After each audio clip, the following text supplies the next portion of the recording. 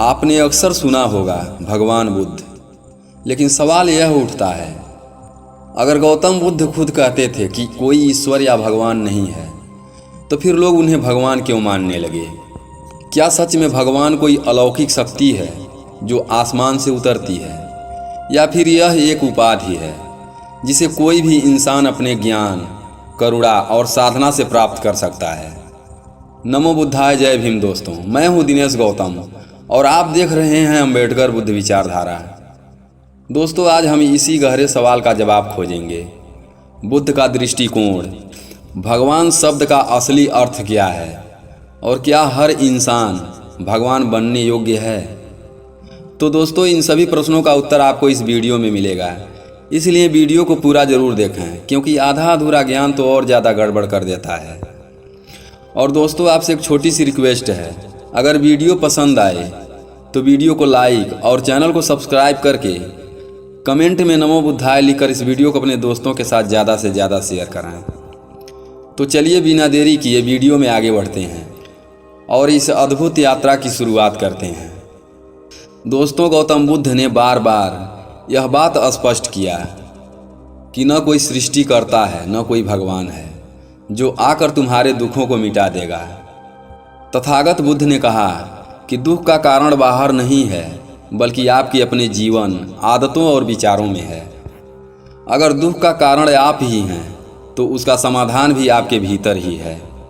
बुद्ध का संदेश साफ था, तुम्हारा उद्धार किसी देवता की कृपा से नहीं, बल्कि तुम्हारे अपने कर्मों से होगा। दोस्तों, आज हम देखते हैं कि लोग जब किसी परेशानी में फंसते हैं तो सबसे पहले मंदिर, दरगाह या चर्च की ओर भागते हैं। किसी को बीमारी हो गई तो वह भगवान से कहता है, हे भगवान मेरी बीमारी ठीक कर दो। किसी का व्यापार डूब गया तो वह सोचता है कि अगर पूजा पाठ कर लूँगा तो सब ठीक हो जाएगा।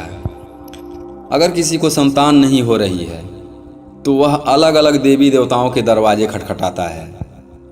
लेकिन दोस्तों, बुद्ध का दृष्टिकोण इससे बिल्कुल अलग था। उन्होंने कहा, अगर तुम बीमार हो तो इलाज दवा से होगा, केवल मंत्र पढ़ने से नहीं, और दवा भी तभी असर करेगी जब तुम अपनी जीवन शैली सुधारोगे। यानी बुद्ध का कहना था, समस्या का कारण समझो और फिर कारण को दूर करो। सिर्फ प्रार्थना करने से कारण नहीं बदलता। मान लीजिए कोई व्यक्ति दिन रात जंक फूड खाता है, धूम्रपान करता है, शराब पीता है, और फिर जब उसे बीमारी लगती है तो वह मंदिर जाकर भगवान से कहता है, मेरी बीमारी दूर कर दो। सोचिए, क्या यह संभव है?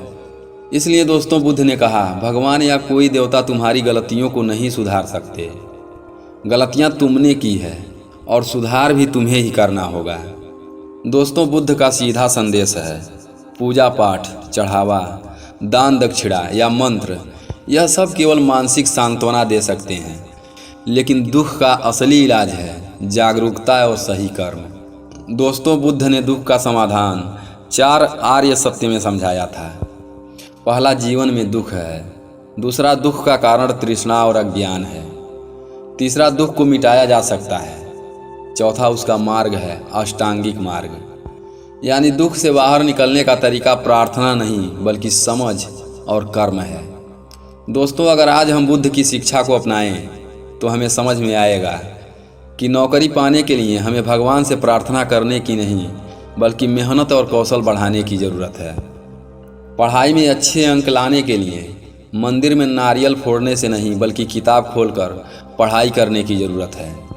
परिवार में सुख शांति लाने के लिए पूजा पाठ करने की नहीं, बल्कि आपस में संवाद, प्यार और समझ बढ़ाने की ज़रूरत है।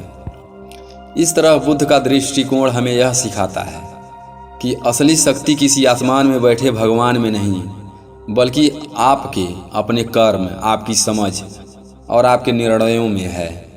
दोस्तों, अब आइए समझते हैं भगवान शब्द का असली अर्थ क्या है। हम अक्सर भगवान को अलौकिक मानते हैं, एक ऐसा अदृश्य अस्तित्व जो कहीं आसमान में बैठा है, जो हमें देख रहा है और कभी नाराज होता है, कभी खुश। लेकिन असलियत इससे बिल्कुल अलग है।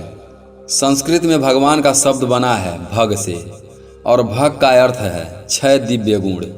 वे 6 दिव्य गुण हैं। पहला, ज्ञान, सत्य और असत्य में भेद करने की क्षमता है। जो इंसान अज्ञानता को छोड़कर सच्चाई को पहचान ले वही ज्ञानवान है। दूसरा, शक्ति, अपनी इच्छाओं, गुस्से और इंद्रियों पर नियंत्रण करना है। असल ताकत वही है जो भीतर से आती है, न कि बाहरी दिखावे से। तीसरा, यश, आदर्श जीवन जीने की क्षमता है जिससे लोग प्रेरित हों। सिर्फ नाम या शोहरत नहीं, बल्कि वो यश जो इंसान को दूसरों के लिए मिसाल बना दे। चौथा, श्री, आंतरिक संपन्नता यानी संतोष। असली धन वह है जिसे और अधिक पाने की लालसा ना हो, बल्कि अपने पास जो है उसमें संतुष्ट रहे। पांचवा है वैराग्य, मोह, माया और लोभ से मुक्त होना। यह त्याग नहीं बल्कि वह स्वतंत्रता है जहाँ मन किसी चीज का गुलाम ना रहे। छठवां, धर्म, न्याय, करुणा और सत्य के साथ जीवन जीना। वही इंसान सच्चा धार्मिक है जो दूसरों के प्रति करुणामय और न्यायपूर्ण हो। दोस्तों, अब अगर हम सोचें तो इन गुणों में कहीं भी चमत्कार दिखाना या आसमान से उतरना शामिल नहीं है। इसका अर्थ यह है कि भगवान कोई परलोक का प्राणी नहीं है, भगवान कोई मूर्ति या तस्वीर नहीं है, भगवान कोई ऐसा अस्तित्व नहीं है जिसे खुश करने के लिए पूजा करनी पड़े, बल्कि भगवान एक अवस्था है, एक ऐसी अवस्था जहाँ इंसान इन 6 दिव्य गुणों को धारण कर ले। दोस्तों, जरा सोचिए, एक डॉक्टर है, वह चाहे तो हर मरीज से ढेर सारा पैसा कमा सकता है, लेकिन अगर वह अपनी ज़िंदगी सिर्फ पैसा बनाने में नहीं बल्कि इंसानियत की सेवा में लगा दे, गरीबों का इलाज बिना फीस के करे, उनके लिए अस्पताल बनवाए, तो लोग उसे भगवान ही मानने लगते हैं, क्योंकि उसमें करुणा, धर्म और यश तीनों गुण आ जाते हैं। मान लीजिए एक शिक्षक सिर्फ किताबें पढ़ाकर नौकरी पूरी कर सकता है, लेकिन अगर वही शिक्षक बच्चों को इंसानियत, सत्य और करुणा सिखाए तो वह सिर्फ टीचर नहीं रहता है बल्कि भगवान के समान हो जाता है, क्योंकि उसमें ज्ञान, धर्म और वैराग्य जैसे गुण झलकते हैं। तो दोस्तों, अगर आज भी कोई इंसान समाज के लिए निस्वार्थ सेवा करे, जैसे कोई NGO चलाकर अनाथ बच्चों को पाल ले, कोई किसान गांव में रहकर लोगों को अन्न दे, कोई युवा नशे की जगह शिक्षा फैलाए, तो लोग कहते हैं ये तो हमारे लिए भगवान है। इससे साफ होता है भगवान कोई आसमान से उतरने वाला देवता नहीं, भगवान वही है जो इंसान होकर इंसानियत से ऊपर उठ जाए। और यही कारण है जब बुद्ध ने इन 6 दिव्य गुणों को धारण किया, ज्ञान पाया, इच्छाओं पर नियंत्रण किया, करुणा और धर्म से जिए, तो लोग बोले कि ये भगवान है। इसका अर्थ है कि भगवान कोई अलौकिक शक्ति नहीं बल्कि जागरूकता की अवस्था है। हर इंसान के भीतर असीम सामर्थ्य है, बस उसे अपने अज्ञान, मोह और वासनाओं के पर्दे हटाने हैं। तो दोस्तों, सवाल यह उठता है कि क्या हर इंसान भगवान बन सकता है? हाँ, बिल्कुल बन सकता है। जब इंसान अपने भीतर के अहंकार, अज्ञान, लालच, क्रोध और मोह को मिटा देता है, तब उसके भीतर प्रकाश फैलता है। यही जागरण की अवस्था है और यही भगवान बनना है। दोस्तों, सोचिए, कोई व्यक्ति आपके साथ अन्याय करे, आपके दिल को ठेस पहुंचाए और आप भी उसी के जवाब में बदला लें, तो आप साधारण रहेंगे। लेकिन अगर आप क्षमा कर दें तो उसी पल आप इंसानियत से ऊपर उठ जाते हैं और यही आपको भगवत बनाता है। दोस्तों, आज की दुनिया में जहाँ झूठ और धोखा आसान रास्ता है, वहाँ अगर कोई लड़का लड़की कठिन परिस्थितियों में भी सच बोलते हैं, ईमानदारी से जीते हैं, तो ये भी दिव्यता के मार्ग पर चलते हैं।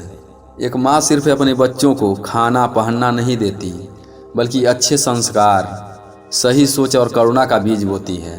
वह अपने ही घर में भगवान के समान पूजनीय बन जाती है। भगवान बनने के लिए मंदिरों, मूर्तियों या चमत्कारों की ज़रूरत नहीं है। भगवान बनना है तो अपने भीतर जागो, अपने अंधकार को मिटाओ और करुणा, सत्य और ज्ञान को अपनाओ। तभी हम सबके भीतर का साधारण इंसान असाधारण बन सकता है, असाधारण भगवान बन सकता है। बुद्ध का जीवन ही इसका सबसे बड़ा उदाहरण है। उन्होंने राजमहल का सुख त्याग दिया, उन्होंने वर्षों तक तपस्या और साधना की, उन्होंने ज्ञान पाया और उस ज्ञान को किसी धर्म या जात तक सीमित नहीं किया। उन्होंने करुणा से सबको अपनाया, राजा से लेकर भिखारी तक। उनका व्यवहार, उनकी शिक्षा और उनकी करुणा इतनी गहरी थी कि लोग चकित रह जाते थे। लोगों ने कहा, ऐसा इंसान सामान्य नहीं हो सकता, यह तो भगवान है। इसी तरह बुद्ध की साधना और करुणा देखकर लोगों को लगा कि यह किसी इंसान का काम नहीं बल्कि दिव्य का काम है। इसलिए उन्होंने बुद्ध को भगवान का दर्जा दे दिया। लेकिन सबसे महत्वपूर्ण बात यह है कि भगवान कोई व्यक्ति नहीं बल्कि एक स्थिति है। वह स्थिति जहाँ अज्ञान मिट जाता है, जहाँ करुणा, शांति और सत्य की स्थापना हो जाती है, जहाँ मनुष्य मोह और क्रोध से मुक्त होकर ज्ञान और प्रेम में जीता है। दोस्तों, यह अवस्था केवल बुद्ध तक सीमित नहीं है। हम सबके भीतर वही बीज है, ज्ञान का, करुणा का, जागरूकता का।